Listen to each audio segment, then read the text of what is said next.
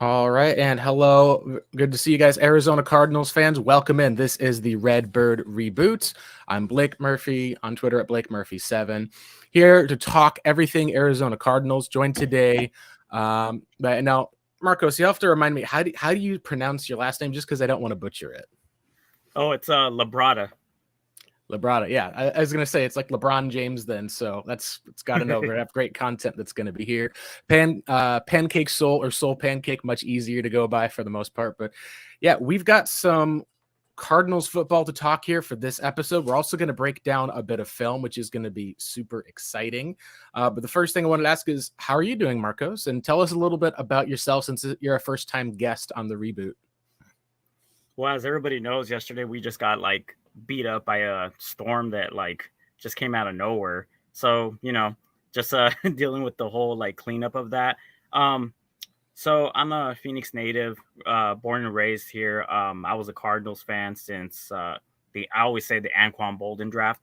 I wasn't really familiar with football before that.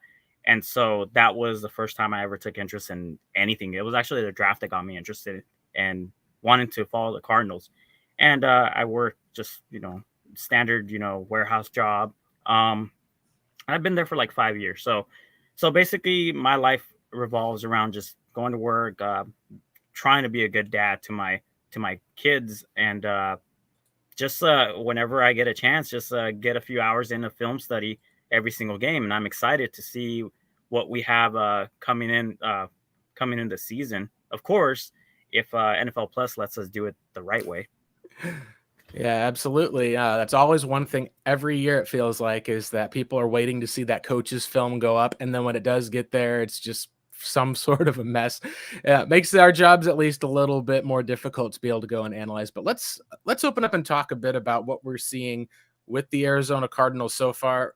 It's been obviously a restart to the entire team. This is part of why actually the show became new branding. Decided to call it the Redbird Reboot because, much like the Arizona Cardinals, this podcast was also rebooting.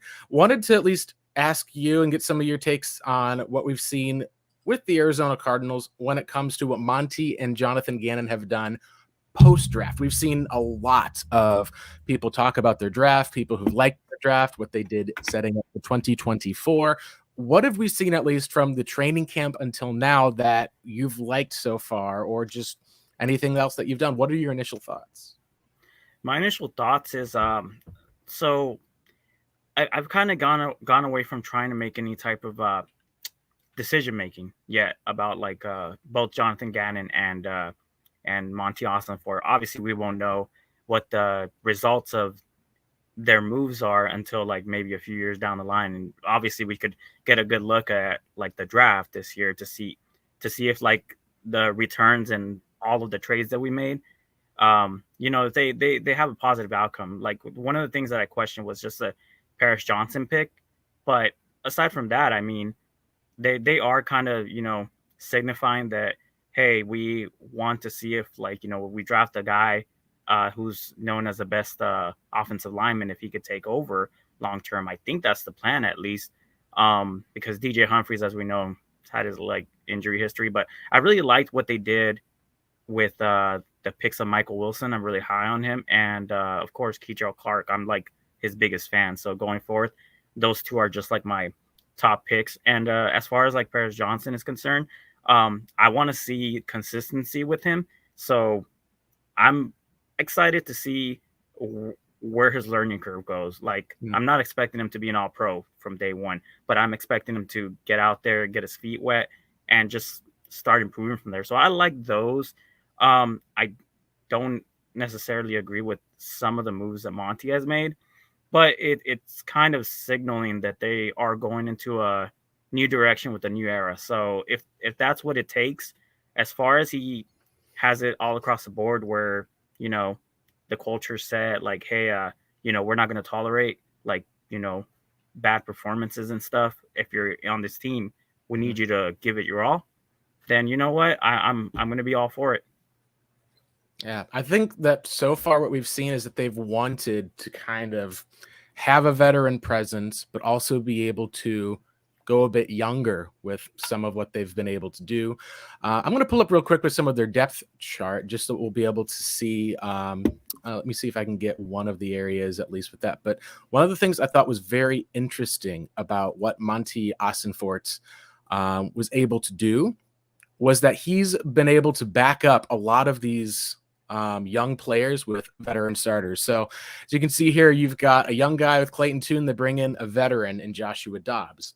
You end up with trying to bring in a veteran in Marlon Mack. You have one in James Conner. You then have the young guys in Keontae Ingram and Amari DiMercato making the roster over the veteran Tyson Williams. Same thing with the receivers this year. You've got a veteran in Zach Pascal. Michael Wilson is there. The biggest moves I think that they made post-draft that I think we'll be able to see have been Jeff Swaim, who's probably going to be a starter at tight end, you'd assume, for the Cardinals, depending on the status of Zach Ertz. And then, of course, we've also been able to see them have a few injuries, unfortunately. Several players went to IR, and they went out and brought in some players in Carter O'Donnell, Tristan Colon, and I believe Ilm Manning as well was a tackle that they liked.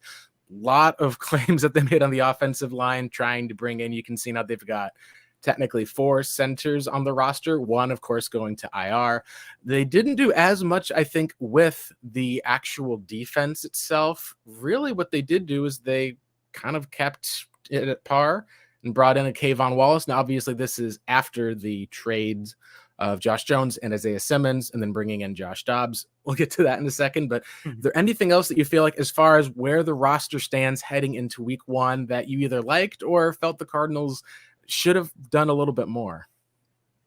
I don't like the Josh Jones trade, mostly because of the second half of last year. He showed that not only could he be a consistent tackle, but he can, like, if you keep him at his natural position at left tackle, he could eventually take over the position. I really was hoping that, like, once we drafted Paris Johnson, that meant that DJ Humphries is probably going to be either, because we all thought they were just going to start, like, accumulating draft picks and whatnot, and then just getting younger and start, like, getting away from the last regime. Well, DJ Humphries is part of that last regime.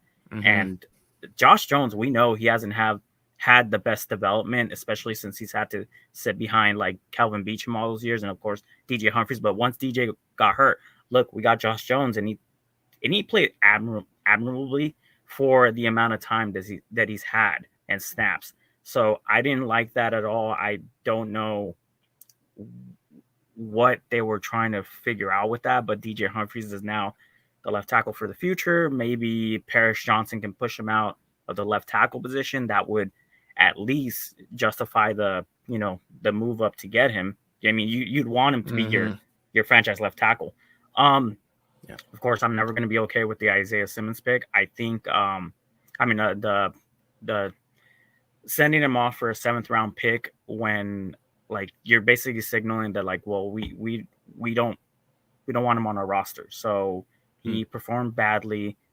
Let's just go ahead and ship him out and, send him off to New York. And I wish him the best. I think for a player like him to go to the Wink Martindale, aggressive type of crazy mad scientist mindset of Wink Martindale when it comes to blitz packages, that's a match made in heaven for him. So we'll see how that comes out. But I felt like if we would have moved some pieces around our defense, then maybe that would have worked out better to be able to keep him. I don't like Keitrell being on the outside. I think he can hang in the outside, I'm sure, but I was picturing him as our slot corner. Then that pushed Isaiah Simmons to be that dime backer that he should have been, that third linebacker, but it just didn't work out. So, oh well, wish him luck, and oh well. And for the rest of what's going on, I don't get the Josh Dobbs pickup at all.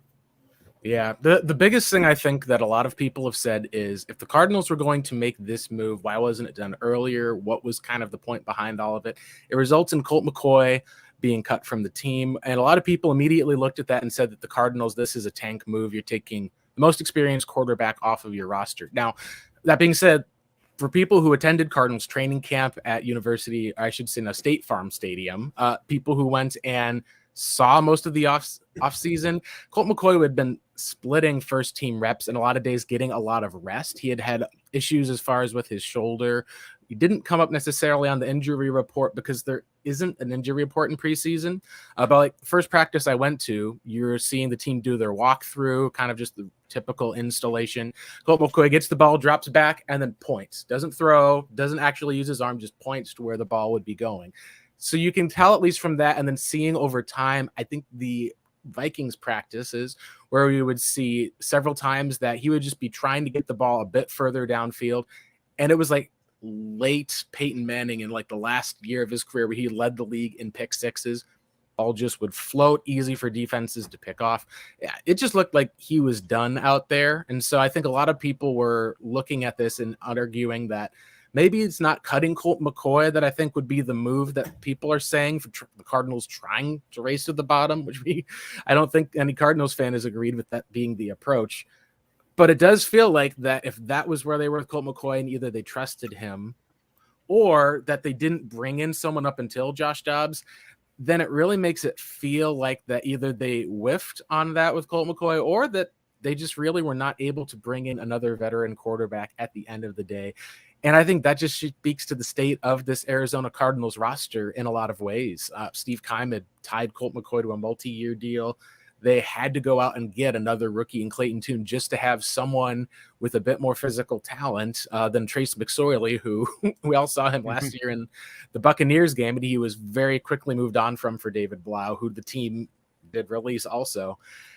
At the end of the day, I think that the biggest thing that they did was they at least are going to give themselves a better chance, I think, to win with Josh Dobbs and Clayton Tune than I think it would have been with Colt McCoy. I think we would have talked about Colt McCoy being benched or let go after week 1.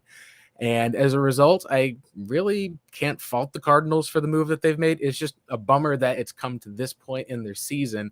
And as we've seen with Kyler Murray on the PUP list, there's going to be a lot of questions about how many games this team can win, no matter how the rest of their roster is set up, if their quarterback position is not able to produce. Yeah, I completely agree with you on that. It just like you mentioned, like, I don't know what direction they were trying to go with Colt McCoy when it came to like, they knew what they had in him. It doesn't take much to see in a practice that like he kind of has a foot out already. And physically speaking, he's just not the same that he was even in the past 2 years. So that's astonishing that he was out there just pointing where he's throwing and not actually throwing the ball. So at that point, you just kind of look at that and you say, why is he even here? Yeah, I feel almost bad for it because, like, I think the team, out of the respect, the level people always rave about Colt's character, he's like a coach on the field. It did feel like in a lot of ways that this was going to be his last year regardless.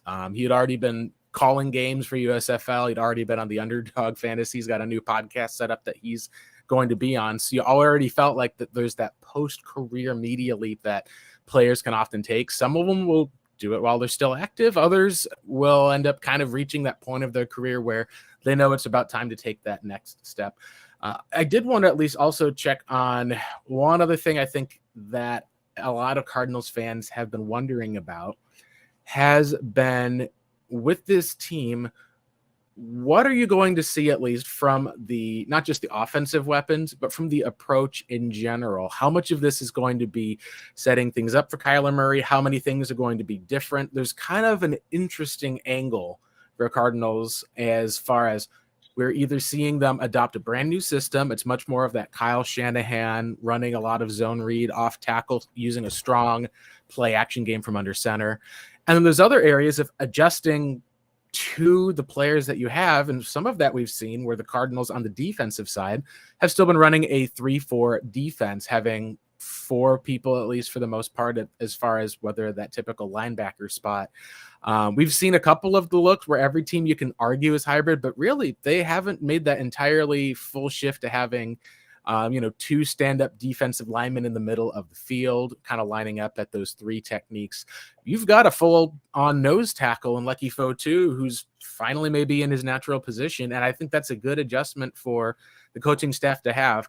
To what degree do you think coaches for this Cardinals team are adjusting to their players, and in what cases do you think they maybe haven't adjusted enough to some of their strengths, perhaps in the likes of a Josh Jones and an Isaiah Simmons? Well, at least speaking from the offensive side, they are, like, as we've seen, they are dedicated to having more like I formation and like just single back formation from under center. So they're already kind of like implementing that so that like the players that were, you know, that were here last year, like Hollywood Brown, for example, he's played in the air raid system, and then he went over to Baltimore where they adopted that heavy personnel that's all 20 the 22 what's up 22 personnel, 21 personnel and stuff. So he's kind of going back into that style per se, like saying like, you know, having more heavier personnel and him being possibly the single wide receiver or one of the wide receivers on the opposite side of the formation as the number one, you know, on one side, and you have your number one on the other side. I would hope that would be Michael Wilson. So what I've tried to implement in people is that if we're talking about how we have to set up for Kyler Murray, which is obviously when he comes back, he's coming back. He's, you know, he's taking the whole reason as to why we're even shifting offensive wise is because we want to see if Kyler Murray, if this is a better system for him. And with that being said, getting him out in space is one of the things that hasn't been something that was that we really saw as Cardinals. We never saw him at the boot, like, you know, like on a bootleg. We never really saw him that consistently having to throw to like a streaking slot receiver running across the formation or tight end. So those type of plays haven't been in our repertoire. So now we have to start thinking about those type of designs and how he can adapt. Obviously, we know where he's mobile, so that's a strength right there. So getting him mobile is the thing. One thing that I will tell people is like, don't expect for this offensive shift to happen instantaneously when it comes to Kyler Murray, because it's more of an easing into the offense, because nothing beats live reps, nothing beats getting out there and actually executing in a game. So you might see still a lot of shotgun formations, but shotgun formations with an outside zone perspective, and that goes for like blocking wise. So our offensive linemen will have to adopt that system, and we're just looking for improvement at that point. We're trying to see the growth. We're going to see the numbers go up steadily for like under center formations, because when you turn your back to the defense and you're a quarterback, like that takes like a half a second to not be able to collect knowledge, especially since you're under center. It's harder to read where all the defenders are, because you're more focused on when you turn around, where were they at before you lose that sight, and where are they going to be at now when you turn around. And so that's going to be a major, like, it's going to be kind of like a shock to Kyler Murray to get used to that. And because we all know he's always been a shotgun, surveys the field, looks left, looks right. Okay, this defender's right here. Oh, they're pulling this guy down, so let me go ahead and shift my players, shift protection, make it, we know that. So now doing that heavily, well, it's going to be an adoption. So for everybody, we are looking for growth. We're not looking for him. If he comes out and throws for 300 yards and 3 touchdowns, great. But if he doesn't, like, that doesn't mean like, hey, he's already not adapting to the system. We need to ease up into that. He's gonna probably be handing the ball off quite a bit. So that's on offense. So now on defense, we have seen more of a 3-4 style. I think part of that was because of the personnel. And I'm not okay. So there's this rumor that apparently back in with the Eagles, Jonathan Gannon wasn't the person calling the defense. Truthfully, I don't know if you heard about that rumor about Vic Fangio pulling the strings. I think that was a big part of what a lot of Eagles fans had said, and that was one of the cases of knowing how involved he was with the game plan leading up to that Super Bowl. I know, at least from what we've talked about, somebody we've had on their podcast before, and Benjamin Albright, his sources said that Fangio was much more trying to help the offense plan for what the defense of the Chiefs was going to throw at them. But when it comes down to it, he's now a defensive coordinator again. He's with the Miami Dolphins.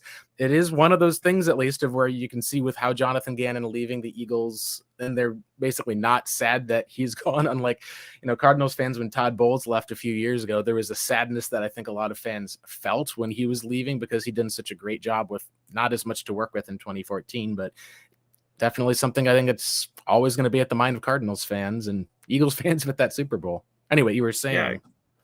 yeah, like you know the reaction when he left. Eagles fans were like, "Well, all right, see you later." Like, we don't care. Like, and I've already illustrated that. Like in the Super Bowl, it wasn't all Jonathan Gannon's fault. It was a full team issue. Of course, if that fumble doesn't get returned for a touchdown, we're talking about like the Eagles winning the Super Bowl, so that was on offense. Also, they had the 3-and-out, but the preface is we're gonna see what Jonathan Gannon really brings to a defense. So if he's setting up this personnel as in like he's gonna have a nose tackle, they're gonna be in like a bear front where they have like they have the 0, they have the 3 techs, and then they have the 5 techniques on the outside, 5-man front. Maybe have one stand up like line off outside linebacker. I would imagine that would be switching around between Cam Thomas and I like what they're doing with Zaven Collins, so I'll just go ahead and throw that out. That I like him at outside linebacker. So Yeah. they're gonna have that front, and my dream scenario would be like have Keytrell in the slot, but I think there's a chance he might be going to the outside. I don't know what the rumors or what the talks are about when it comes to our corners, but hey, he has been playing on the outside a lot, so there's a possibility he'll start on the outside, and then you have your 2 high, which, you know, it always struck me as weird that they try to implement Isaiah Simmons at free safety, knowing that you have Jalen Thompson and Budda Baker out there, especially since, you know, you signed Budda Baker to that. You gave him a little bit more of that extra money. So having him back in that 2 high, I like that. And so far as we know, if this is a Vic Fangio type of system, it's not going to look too different from the Vance Joseph system, because Vance Joseph ran a lot of cover. He ran a lot of cover 3, but he also ran Yeah. a lot of quarters. So we know, because we would always see the safeties up high, and but he also had a blitz heavy mentality. And what I like from what I'm seeing on defense so far is they're not getting baited too much and trying to like go for the big play. There's a few 3rd and longs where they just stayed put, guarded the sticks, and I'm like, that's sound defense right there. So I'm glad to see that. So far, I'm welcome to any change. As you know, I was a big Vance Joseph critic. So Yeah, I really feel like in a lot of ways, Cardinals fans, like as you said, last year, it was a combination of organizational failure because whether it was the general manager and the team or just the front office and the coaches just not seeming to be on the same page. Some of it, like you said, was the unusual nature of bringing in a Cliff Kingsbury and then Vance Joseph essentially having to adapt into a way of trying to be able to use his double A gap scheme with these linebackers who could both blitz and cover, while also having to work through a slew of corner injuries in the 2019 and 2022 seasons. Especially once Byron Murphy left, you could see that the team went from using him primarily in man coverage, using a lot of zone coverage otherwise, to just having to run cover 3 for almost the rest of the season, essentially saying, we just don't want to give up the big play, and then bringing as much of he could with blitz pressure with Zach Allen and JJ Watt, trying to be able to disrupt from different angles. And that really was where their defense unfortunately got burned a lot, was over the middle of the field. And some of that, of course, as we said, is when you take players and try to kind of push them into that mold of being this 3-down linebacker, if that's not their strength or skill set, then that's one of the reasons why we saw struggles. And I think that by going, not necessarily saying adopting the rest of the league's ideas because it works, but I think it's more that since this is where the league is going, there's proven players who can fill and perform in those roles. Like you said, like we've already seen Kaiser White brought over from the Eagles. He was much more of the weak side linebacker. He's moved into more of that middle linebacker role, helping call the defense. And we've already seen like he's out there being able to make plays because he's able to essentially kind of fill in those gaps for up the middle or being able to play well in coverage. And I think that's something that, at least for the most part, this coaching staff seems like that it at least is an improvement, if just because the general manager and the front office will be on the same page. We've seen Josh Jones go from being a right tackle to a right guard to being a left tackle to then being a swing tackle who maybe people talked about starting at left guard to now being kind of the Houston Texans answer to having so many injuries at their tackle spot on the right tackle side, especially. I think that a lot of the questions now that have popped up recently have been just from some of the areas about Jonathan Gannon's personality, questions about like if it's cheesy things he's saying, if it's just this awkwardness. So far from what we've at least seen on the field, it does feel, at least for the most part, like even if this Cardinals team is not as successful this first year, it does feel like that it may not necessarily be from a coaching or a scheme perspective. It may just be ultimately from a talent perspective. And so I'm very curious to see what this staff is going to do with the new players that they'll have on this roster, as well as for the next few seasons, since this, being honest, is a Cardinals team that we talk about building a foundation and we talk about building a house. Well, this is essentially a Cardinals team that's very unique in that when you come into this house, you got to basically say, hey, this kitchen, it's great. We've got Kyler Murray. He's locked up on a long-term deal. He's got proven production in the National Football League. There's maybe not necessarily top 5, top 10 as far as I think kind of the range that you might see him be at. Some people may have wanted him to be a higher level. Some people maybe look at that and just say, hey, look at the second half of the seasons. This may be on a lower level.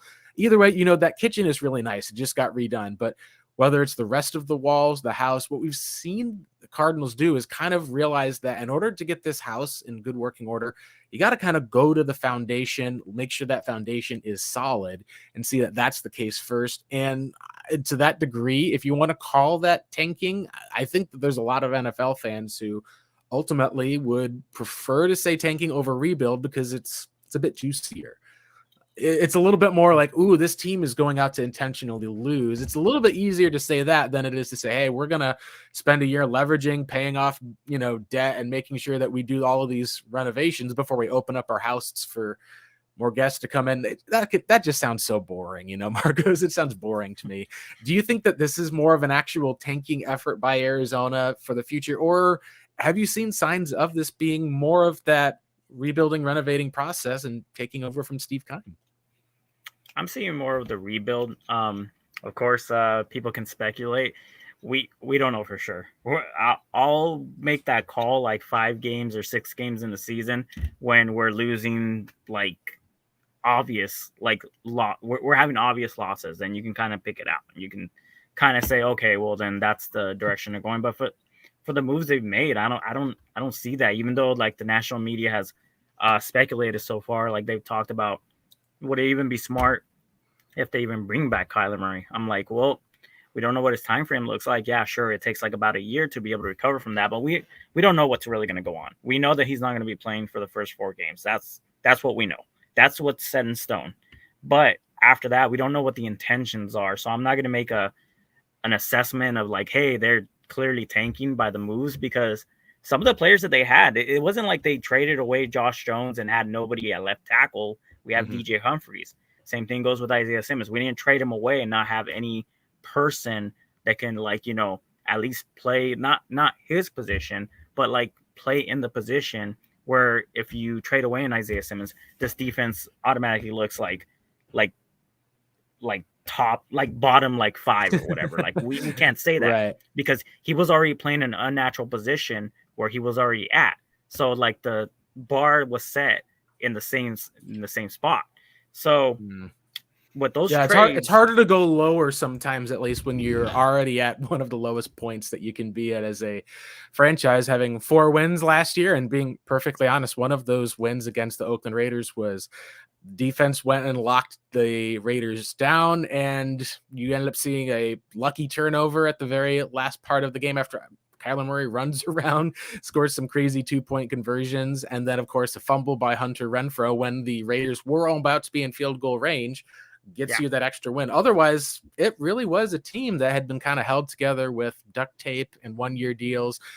Cardinals coaches and front office got the extension, and then it felt like the team, unfortunately, just ended up being at that spot where they had been over leveraged, and as a result, they've had to be able to cut back. It's just been a result of being way over leverage. I think that's led this to being, instead of maybe a 1 year type of turnaround, I think a lot of people are wondering, does Kyler come back, gets used to the system, Cardinals make some draft picks, get some cap room? Is this more of a 1 year kind of flip in 2024, or could it be a 2 years, maybe even 3 years type of flip? That's something I think we'll get to learn a lot about that, like you said, in the first 4 weeks, because we'll find out, how do they look with Kyler Murray? How much does this team need around him? Because as we all know, a quarterback drives his team's success. But at the end of the day, the quarterback is also ultimately reliant on the team around him as well. Quarterbacks can't block or catch passes. So ultimately, if you're seeing that be the case, that's where it ends up being tough for the quarterback. Now, I do want to make sure, before we kind of get to the end of our show, let's go over some film study. I know that you've wanted to go over some areas in Isaiah Simmons, see some different plays that have been there. I think that this is one of the tools we've wanted to use as far as with having a live streaming version, at least with the Redbird reboot. So if we can be descriptive for the audio listeners on the podcast of like some of the plays or what kind of is happening, I think that'd be best. But I want you to go ahead and share at least some of the stuff you've had with the film study and your end, and what you've kind of seen that you want to talk about there. Sweet. I have one play to share with Isaiah Simmons, and we're just gonna leave. After that, I'm like, that's it with me. And I'm not saying like, hey Isaiah, I'm done with you. No, I'm saying like, I'm just gonna share this video, and it'll kind of put in perception of how I feel like, Isaiah Simmons is not only his development, but how he's seen with the Arizona Cardinals fan base and media. And the rest of them are going to be about Clayton Tune. I'm going to say this right off the bat. I think he should start week 1. I don't think there should be any discussion on it.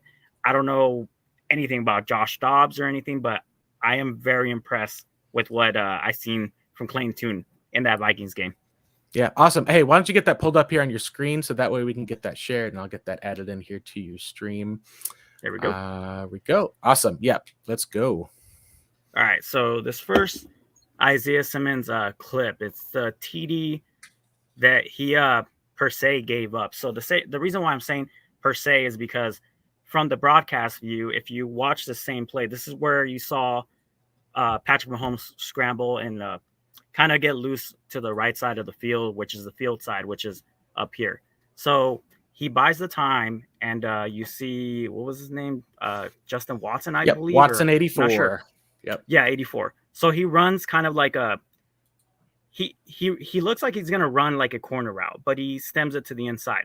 So the issue right here is that these two DBs down at the bottom side of the screen, they miscommunicate on this type of coverage. So what it looks like to me, it looks like quarter, half from this look. Obviously, I'm spitballing right here because like you can't really tell until you actually see the play develop. So you have your Isaiah Simmons as your single high right here, covering what I would say the field side, which is the bigger side. You have these two defenders over here. They're supposed to be dropping into quarters up here, like just basically that's why it's called quarter, half, or you can call it half, quarter, depending on half, quarter, depending on which side you're looking at the field. So this could possibly be half, quarter. Anyway, so you got one half of the field is going to be set up where it's going to be mostly more of a zone type of coverage. Your goal, at least ultimately, is going to be, you want to make sure that you're dropping into that coverage to where if guys are going to be running some routes into the end zone, you don't want to be able to get it where there's essentially a running back is able to run up the middle, or that you're at least having a man who's able to be there in coverage. If someone does streak over to the end zone, you'll be able to pick it up, because this is at least, I believe, which is this first or second down. I think this is actually second down, unless I'm mistaken. I'm not 100% sure. I should write that in I always told myself, put in the description. So two of these defenders are supposed to be guarding these deep parts of the field. But either way, these two defenders have a miscommunication. So let's go ahead and play it. So of course you see the release. You see at the very beginning, what is his name? Christian Christian. Matthew. And it looks like So they're he's running a already. scissors concept, which is scissors. You think of the two of them crossing together. That's Mhm. where one receiver runs to the outside, who is inside, and the other one runs from the inside to the outside. And when you're running that against a man coverage look, it really can mix things up. If it's against zone, you're usually just able to pass it off to the next person and continue. Like you said, that looks like that there may be a mental error on this play. So you already see him signaling at the beginning of the snap. So right over here, he's what looks like press coverage. He's signaling as in like, hey, if the switch off goes around, he's supposed to cover this defender. And honestly, I'm not even sure what's going on over here because you see his eyes kind of pointed towards this receiver right here. If they're supposed to switch off, basically you have him following Christian Watson across the field if they're supposed to like signal to each other. We're going to banjo this. He's supposed to take on this receiver, of course, Christian Watson. He's supposed to take on the outside receiver, the one that's going, the new number one, basically going behind the scissors concept. So as you can see, they both kind of lose communication. He bails into his deep, whatever he's bailing to, because he's trying to keep eyes on this receiver. Right here, I forgot what his name is. Antonio Hamilton is yeah. 33. Yep. And I wonder how much of it is if it's a stacked. I think this is a good question. How much of it's, like you said, a stacked concept where he's in the zone. You can see at least how there's the guy that's being carried at least across the flat in the middle. I should say the middle of the field, at least in that long route. You've got Hamilton is basically watching him and trying to leverage between him and Justin Watson. But you can finish the play and see where the deep coverage goes to Isaiah Simmons on that. Yeah, so he kind of like, I'm not sure where his eyes are, but you can see how his reaction is. He kind of like gets caught off guard right here because he's probably not expecting that crosshair by Justin Watson. So when we look at it again, he has eyes on him. He's looking at the quarterback, and then he has eyes on him again. Like, whoa, where's the coverage for this? I do think that he was possibly looking at this flat defender, but you can see that this linebacker already has him covered. So it kind of surprised them, of course, bails out, makes the throw. So when you look at this from the broadcast view, you just see the start of the play, Patrick Mahomes, and then you see the touchdown. So that's why I always emphasize the all-22. It's very important to be able to look at that because you see the parts that aren't shown otherwise. And, of course, this looks horrendous on Isaiah Simmons' part. But when you look at the all-22, you can see that was miscommunication on all parts. And that's part of where it is for a team. Now, one of the things I do want to say about Simmons, if you want to at least check on that and go back there real quick, at least at the beginning. Okay. One of the things I know with Simmons, and this is something that I know when he was drafted, as far as for one of the strengths, but also weaknesses. When you look at how the defender turns, and you can look at Isaiah Simmons, it takes him a quick second to actually turn his body to be able to stay in coverage with Justin Watson. Right. So that's one of the things that's interesting is not only is that a time area, there's another thing where you call flexible hips, which is when you're actually on angled to one side as a runner and then someone crosses like across your face, just like Watson. Your goal as a defender is to be able to quickly move from one side to the other, flip those hips around, and be able to keep up in coverage. And one of the things that I think you see between Budda Baker and Isaiah Simmons in coverage is that Budda Baker is much, much easier as far as being able to flip those hips around and then being able to close. When you look at the end of that play, Simmons is still a little bit behind Watson. So I agree with you that I think that it's a couple of different things for here. You've got the communication issues that are there. It looks like things get handed off. Well, maybe Hamilton needed to stay with his defender. I do wonder if he was there in short of making sure that if Mahomes is going to bail to his left, sometimes quarterback responsibility is something that you got a running quarterback like him. You want to make sure that if he bails out to that side and there's no defender, but it does feel like at the same time, it did get picked up by Isaiah Simmons, but he just didn't have that same ability to flip his hips around to be able to get to the guy. And you can see this is a guy who's a 4.3 athlete as far as for being a speedster. He should be able to, you'd think once those hips are flipped, be able to keep up with Watson, be able to close in on that play.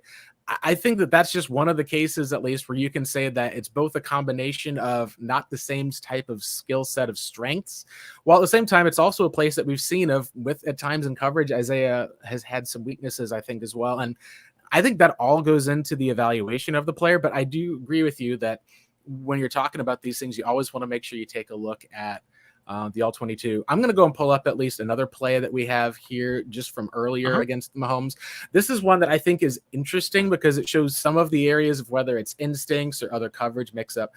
This is one of the spots of playing out of structure. So that play was in structure. Everything you're talking about is Patrick Mahomes. He's in the pocket. They run the routes. He delivers the pass.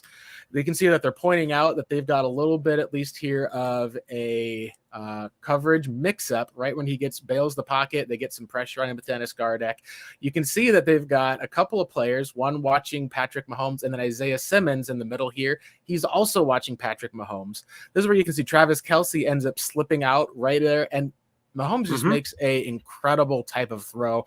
That's one of the spots, at least, where the question is sometimes not necessarily who is supposed to cover who, but sometimes you also have to recognize that there's things that Pat Mahomes and other quarterbacks can do that sometimes you just have to shrug your shoulders as a defender with too.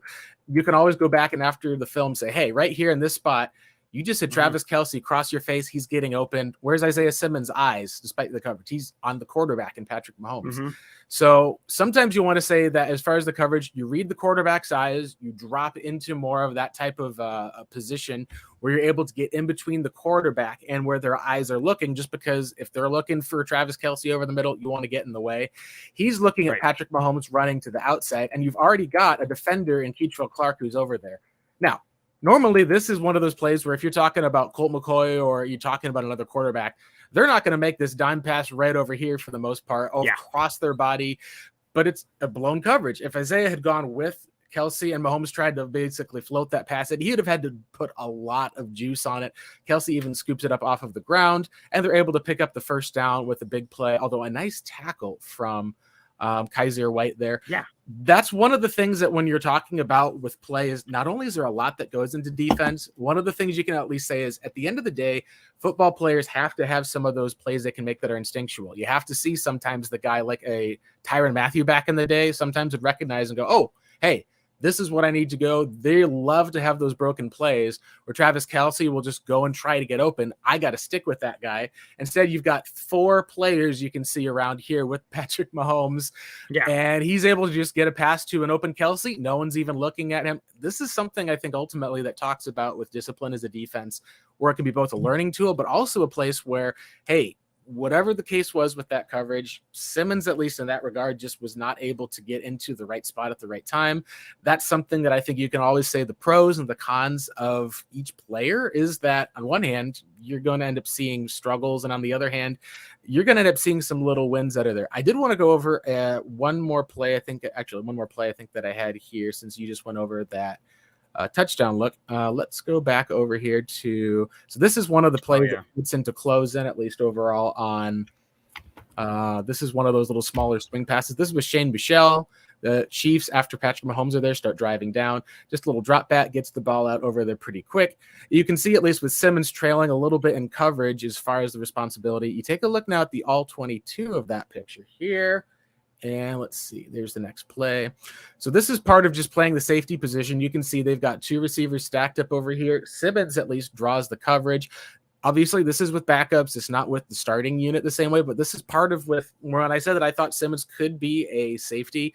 I think even with looking at the strong safety side, ideas of having him in the box, blitzing, there were some areas I felt like that were good strengths of his. And then the hope was that you could develop him in coverage over time with just having some of those instincts. As we can see here, and I believe the play was made to either Sky Moore or Rashee Rice, he ends up getting beaten right from that line off of just a simple step in. And I think this is going back to that flexible hips thing again, at least. You know, you want to make sure that you have guys that are going to get beat, but when they do get beat, you want to recover. We've kind of seen this over the years with him where sometimes on these option routes, guys will sell the inside and then break to the outside. And that's part of where you want to make sure that it's not just about the straight line 40 athleticism, but being able to flip your hips and turn over. So immediately you can see that the receiver gets open and he's just not able to recover. It's not quite like a battleship moving out there. But you can at least just see when it comes to being in coverage, especially against some of these slot guys, that's something at least that Simmons has just never really had as a strength. Last play, of course, is the one that got the most talked about here. This is the Shane Buechele touchdown run. This is the one play that I think a lot of people questioned as far as with effort or the play that Simmons had as far as in the close. And I think that while I think there might be something to it, it does feel like that there is a little bit of context needed. We'll get here to this next play as they're closing in. This was about maybe 10 minutes or so in game time after Isaiah Simmons had gotten flagged for the overly aggressive tackle, where he goes and he lowers his head, lowers his shoulder. I think that you could say that it was a shoulder that hit him, not the head, so that normally you would say that maybe that was a flag that shouldn't quite have been called. It's still a spot of being able to wrap up, getting your head up and hitting with the shoulder. That's something that I think is a technique thing that's difficult to do, especially when you're that size. But it's part of where the NFL is now. So anyway, getting back to this play. So it's 3rd and 6. They're in the red zone. Shane Buechele has the ball. You can see that Isaiah Simmons is in the deep free safety spot, and you can see he gets his responsibilities here right. He shades a bit of the inside. You can see at least where most of the plays designed is flowing to the right. Buechele's getting a little bit of pressure, so he runs around the corner of the pocket. Simmons changes direction. You can say that, he's able to flip his hips. He's in position, and I think the issue with this here, you can say, is the angle. As you can see right now, Simmons is looking right now at Buechele, knowing he's going to head for the pylon. You want to try to see if you can take the right angle toward him. And this is for one reason or another. Simmons just kind of runs toward it. And people say that, yeah, he could have laid him out. Didn't seem like they had the full hustle. Some of it, I think, is just if he had taken the right angle and gone a little bit more of the straightforward direction, you wouldn't have run into this type of situation at the pylon. I think in his head, he's thinking, hey, I just went through an entire 15-yard penalty that's here. I don't want to have to basically have this guy get laid out or have something happen to me, maybe get another flag that's tossed. But he does at least end up getting juked out right now because he's heading for the guy. He's not really able to close, and the guy gets a quick change of direction and basically runs in for the touchdown. Do you feel like that there was enough effort that was shown there for Simmons? Because part of what I feel like on that play was you can say the angle, you can say at least the effort. It does feel at least like he's playing a bit in slow motion out there for one reason or another.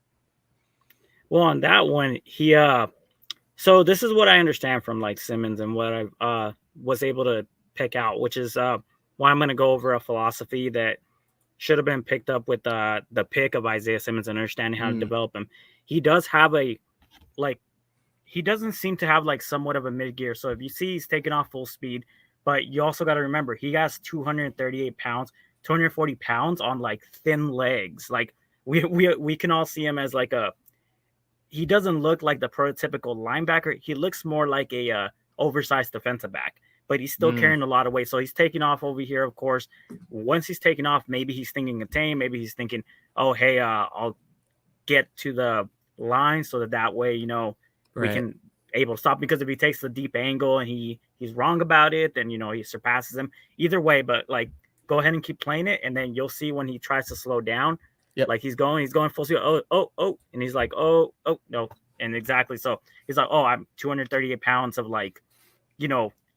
yeah, you got to suddenly stop all of that at least. And that's one of the spots I think of, just like you said, with the pick or some of the players. I think part of where it comes down to, at least as far as with his athleticism, there's a lot, I think, that people said pre-draft that said, here are all the different perks and benefits of having a guy who can be able to be on the edge, be able to have some of that straight line speed, who can blitz really well, having some of that closing speed. I think we've been able to see in coverage when he's able to kind of turn and get into a good position to break up some deep passes. He's got a lot of the length to do that. We started to see, I think, some of the places like that. But in a case like this, I think one thing that we forget about is he didn't run the 3-cone drill at the combine to at least show that change of direction. And so, like you said, it's a combination of who he is, adapting and playing to the strengths, but also in some cases, when you're going to be talked about as a guy who's going to be a defensive back and you're having all of that size and that weight, if you're not able to kind of attack or hit the same way that Cam Chancellor would, and you're not having the fleet of foot to quickly change direction or be able to adjust, it's really hard to find a role in the NFL. That's just one of the things that unfortunately is the case of with Clemson's defense in the final year that he was on that team. They kind of tailored a role that was perfect for him to kind of be able to drop back or go out and hunt quarterbacks. And it was a spot where it was kind of like they built the defense for him and his strengths first, then built around it. And I think it's shown at least that at some places at the college level, we've seen that been able to be good. So far at the NFL level, it's really going to be interesting. We've seen him being used on the edge with the Cardinals, seen him used at safety, used him as linebacker. At some point, it just gets to a spot, at least, where I think the issue with Simmons has never been necessarily the player or the talent, but Cardinals drafted him 8th overall, and that's been where the expectations of superstardom, I think, has been a huge portion of just those expectations. And we'll hope that he can at least delight for a team like the Giants. He's on the last year of his deal. It's going to be interesting just to see, because like you said, he's one of those players a lot of Cardinals fans have been rooting for, who I've been rooting for, to be able to see if they can get it figured out someday. And I think we've been able to see him develop into a solid player. It's just unfortunately not been that stardom or superstardom I think that we had all hoped that he would be, this bigger Tyrann Mathieu, or having another, type of Budda Baker on the field, making those linebacker type of plays. It just hasn't come to fruition, and the Cardinals moved on. Yeah. So like with him, his strengths was just, this is how I describe him. He's like DK Metcalf, just as a defender. DK Metcalf didn't run the 3-cone drill, and of course that dropped the stock. And because of the fact that these type of players that have like a higher center of gravity, you've seen it so many times before. You've seen him get slip, lose his footing, and get turned around, which is why I always question, why was he played so much in the slot last year? Kind of funny enough, playing off ball in the slot actually led him to have the second highest grade coverage wise. And I saw it mostly because of the fact that he was 7 yards off the ball of scrimmage. So if they try to make the moves, slot receivers try to make the moves off the line of scrimmage, well, he's not there to press you. So he's waiting for you to declare, right, and then he's able to flip his hips. But you're right. Flipping his hips have always been an issue. So that was a side of concern, that if he had to do that, he had to switch his hips around and then carry that weight. And I do see that there's some plays where he kind of should have been in the right spot, like with that Travis Kelce, right, passing. Maybe he's trying to play contain.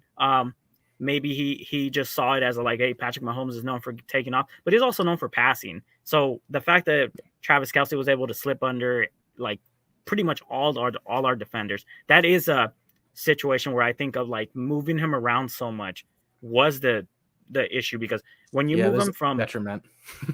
When you move them from one position to another, they have different responsibilities, they have different keys, and they have different reads that they have to go over. So every single time it changed, which is why you're right. We drafted him. We didn't have a plan for him. If we would have drafted him, had a plan, and put him in that floaty dime backer / linebacker safety position, where you take a lot of coverage responsibilities off him, and you have him kind of freelance, be the hunter, the guy that closes out, sacks for the defensive line, then that would have been perfect. But unfortunately, that wasn't the case with us. So now with what I predict is with Wink Martindale, with the type of fronts that he uses in, he's just going to have him as a headhunter. So situational pass rusher who can still drop back a little bit without losing everything in coverage, I think will be a great fit for him. We're getting near the end of our showtime here, so I did want to at least say, you've already mentioned at least Tune versus Dobbs. I think you got one more play at least that you wanted to show on Clayton Tune, if we want to get that pulled up. I feel like ultimately at the end of the day that I agree is that maybe you get a better chance to win week 1 with a veteran who's not making their first start as a rookie on the road against a Washington defense. But at the end of the day, it does feel like that if you're going to be playing Clayton Tune for a lot longer and you want him to develop into being a long-term backup, you're going to want to at least see growth from him. And like you said, I think we did see some of that growth during the Vikings game in the final preseason game for the Cards. Mm-hmm. So I love this throw. This is to the tight end, Whiteheart, who's lined up just outside of Greg Dortch right here. So he's not particularly in the slot. He's a number 2 to the field side. So what I like right here is how he maintains his vision down the field and delivers a strike. Of course, Whiteheart gets blown up at the end of this play, but he hangs on to this ball. But this really kind of set the tone for me, because as you can see, he's just hanging in the pocket. So he's allowing the pressure. He's trying to feel the pressure. That's what they say about quarterbacks. Try to feel the pressure. You're not going to see it, but hey, you got some timing where you have to get rid of the ball. He has his eyes downfield, just keeps his eyes right here on Whiteheart. You have finds the soft spot in the zone. Great job by Blake Whiteheart, where you can see how they've got a couple of guys in that zone coverage, the free safety. He just kind of is able to keep running his route, get right into that spot where he's got inside leverage on the guy who's covering him. Like you said, great play overall, great ball, and you're able to see a great pickup for the Cards. Yeah, this one got me excited. And of course, let me just show that play action just really quick, just as play action, because this one really gets me like excited about this whole new philosophy. So I believe it's this one, and it doubles up as a good Greg Dortch like catch, because we all Gotta love love the Greg Dortch. Dortch. Mm-hmm. We all love him. Yep, there's that That is a long beauty. that long scissors concept that you have there is beautiful right there. You get to see how the man coverage, once they have that there, mixes it up. At least he's able to get wide open. And I believe that's a corner. Let me double check if that's a corner route. See, I'm still working on my football terminology for the most part of being able to get that. But at least like the corner post is one of those types of plays. It's great, like you saw as far as the protection, because even with a guy who's got the area that's there, you still have the offensive line ready to protect, kind of push him out of the way of the quarterback, and the ball at least maybe a little bit late of a throw, but otherwise, like you said, it's a spot throw, and he gets that right to the spot it needs to be. Yeah, so they put this DB in conflict, which was supposed to clear out the route that was running across the field over here. I believe it was like a extended dig route, I guess you can kind of say. Or Whitehart's just wide open corner. at least, but they're able to take that route because the defender, like you said, went and He was covered put that in route. conflict. Yeah, exactly. He had to make him choose. So he was basically reading this number 23 right here. If he went to cover the deep route, then he's throwing to Dortch. If he comes down with Dortch, then he's throwing deep. But yeah, like, and it's that great play design too. Great play design to be able to get it where you've got two options on either side of the field. You can either hit the tight end as more of the short route. You also have the long route, at least, that's available. And I think that's at least one of the signs that's really cool as far as with seeing some of the stuff in this coaching staff and how they'll attack. As we wrap up and get ready to head out here, what are the two things, I guess, for this season you would say that you're excited for? And then what's one thing maybe that you're concerned for as far as with the Cards as we enter 2023? And week one is just a week away, it seems like. At least we'll have football by the next time, at least, that I think I'll have this podcast. Well, I'm excited for my two picks on one Michael Wilson and Keitrell Clark on defense. Watching these guys grow and develop and hopefully become like starters, and even, who knows, maybe even Pro Bowlers down the line. And just trying to watch to see like just how the scheme on both offense and defense changes the entire, like, just the philosophy going forth. You have different philosophies coming in, so we're always interested to see what kind of changes that would come to. One of the things that I'm concerned about is just the negative news around the Cardinals. As we know, we've been dragged through the mud. It's just been bad. Like, we always expect like something to come out. We just heard the thing that we already knew when it came to the burner phones. So I just really hope that culture-wise, this heads to a positive direction. That's my only hope when it comes to, like, because I'm not looking forward to any more news about the Cardinals. I would think the next thing would come out. They would say like, oh, Michael Bidwell or Steve Keim or, so-and-so, like, I'm just done with the negativity with the Cardinals outside of the football field, of course. Absolutely. I think for me, the biggest thing I think I'm more, I don't know if I'd say excited for, but it feels very much like this is a team that you, like you said, like the Lions, you want to see them at least be able to continue to play hard. You want them to be able to at least maybe knowing that they're not going to win a bunch of games. I think that clarity on the team's future at quarterback is the biggest thing I think that I'm looking forward to, because I think by the end of the season, we'll probably know whether the Arizona Cardinals are moving forward with Kyler Murray or if they're going to be moving in a different direction. And that's something that's been talked about even since he came into the league. It felt like that if he's supposed to be the guy, we're entering his fifth year and there's questions.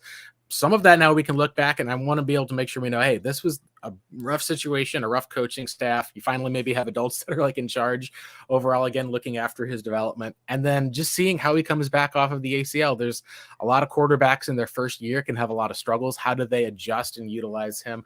And even if it is a spot where he doesn't end up coming back, at least, or it takes longer than we think, at least to the most part, where it feels like things are already set, that's going to be another whole thing in itself. I think that right now we're just in that waiting period.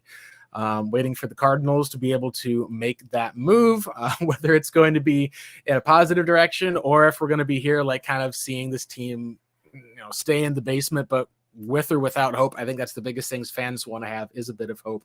It's start of the season. It's 0-0. Every team right now is the same record. We'll be here to, I was going to say, we'll be having other people on the Redbird Reboot podcast to cover some of this. Marcos, if you want to go ahead and plug some of the stuff that you've got or have written at least, that'd be awesome. Well, you can find me on X, actually just Twitter, at Pancake Soul. So basically just the name on the screen that you see just flipped over.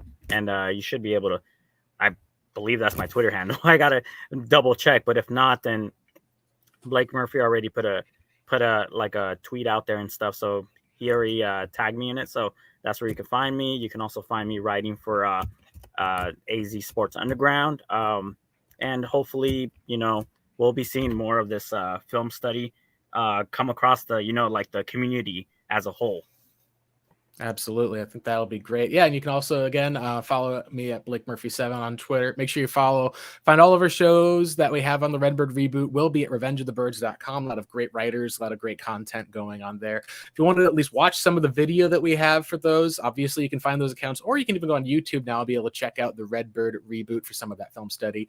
Hey, that's it for today's session. I'm Blake Murphy. Redbird Reboot is over. It's time to log off. Have a good one, Cardinals fans.